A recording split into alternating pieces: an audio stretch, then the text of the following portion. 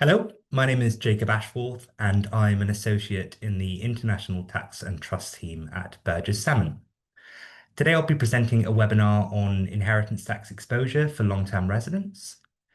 The webinar will be of particular interest to anyone who has clients with international connections, such as assets in jurisdictions outside of the UK, or to anyone who is generally interested in how we might assess an individual's inheritance tax exposure, as well as the inheritance tax exposure of trusts. So we'll be discussing long-term residency as it relates to individuals, as well as long-term residency as it relates to trusts.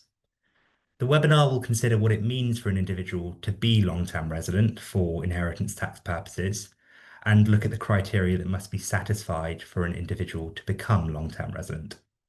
The webinar will also cover what an individual's long-term residency status means in relation to lifetime gifts, as well as to gifts made to spouses.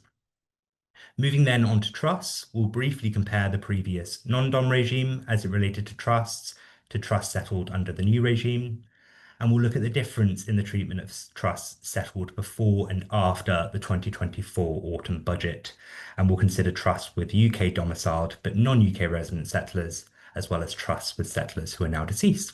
We look forward to you joining us.